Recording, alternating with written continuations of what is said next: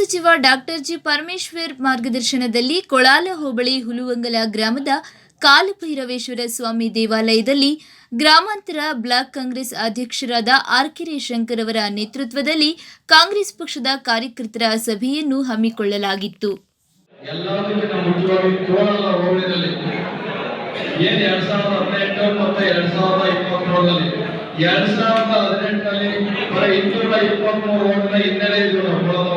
ಕಾಂಗ್ರೆಸ್ ಅಲ್ಲಿ ಅದಕ್ಕೆ ಮುಂಚೆ ತುಂಬಾ ಹಿಂದೆ ಇದ್ರು. ಈಗ ಎಲ್ಲರೂ ಕೂಡ ಕಾಂಗ್ರೆಸ್ ಕಾರ್ಯಕರ್ತರು ಎಚ್ಚೆತ್ತಿಲ್ಲ ಇಲ್ಲ ಅಂತ ಹೇಳಲ್ಲ.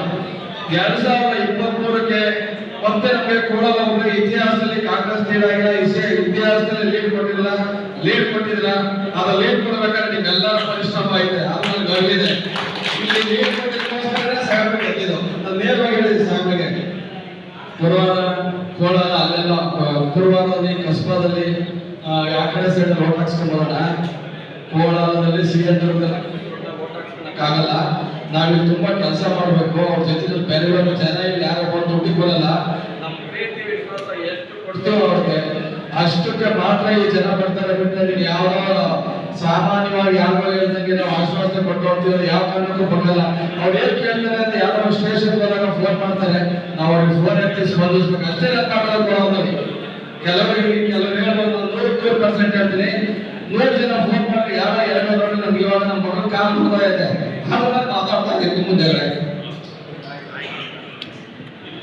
ನನಗೆ ಗೊತ್ತಿದೆ ಅವ್ರಿಗೆ ಏನಿದೆ ಅಂತ ಹೇಳಿ.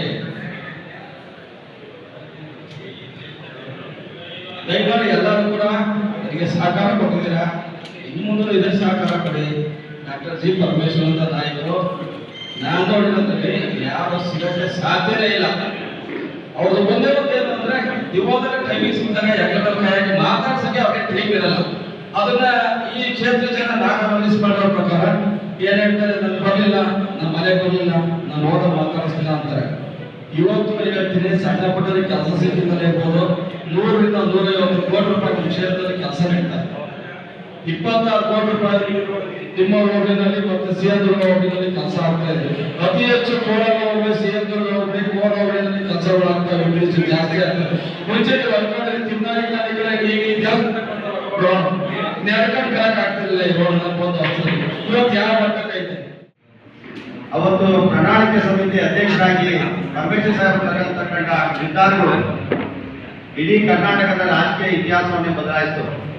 ಅಂದ್ರೆ ಡಾಕ್ಟರ್ ಜಿ ಪರಮೇಶ್ವರ್ ಅವರು ಸಾಹೇಬರು ಎಂತ ದೂರದೃಷ್ಟಿ ಉಳ್ಳಂತ ನಾಯಕ ಅಂತ ಹೇಳಿ ನಾವೆಲ್ಲ ಅರ್ಥ ಮಾಡ್ಕೋಬೇಕು. ಮನೆ ದೀಪ ಯಾವತ್ತೂ ಅದಕ್ಕೆ ಬೆಲೆ ಕೊಡೋಲ್ಲ ಅನ್ನೋ ರೀತಿ ನಾವ್ಯಾರು ನಡ್ಕೊಬಾರ್ದು.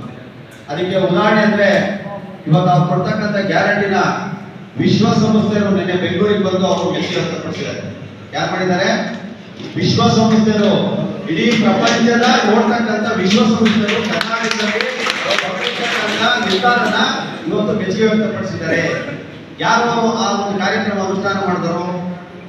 ನಮ್ಮ ನಿಮ್ಮೆಲ್ಲರ ನೆಚ್ಚಿನ ನಾಯಕರು, ಬೆಳಿಗ್ಗೆ ಸಾಯಂಕಾಲ ಅವ್ರ ಜೊತೆ ಸೆಲ್ಫಿ ಹೊಡ್ಕೊಂಡಂತವರು, ಅಂತ ಮಹಾ ನಾಯಕರ ಜೊತೆ ನಾವಿದ್ದೀವಂತ ಒಂದು ಹೆಮ್ಮೆ ಪಡ್ತಕ್ಕಂಥ ಡಾಕ್ಟರ್ ಜಿ ಪರಮೇಶ್ವರ್ ತಗೊಂಡ್ತಕ್ಕಂಥ ತೀರ್ಮಾನನ ವಿಶ್ವಸಂಸ್ಥೆಯವರು ಮೆಚ್ಕೊಂತಾರೆ.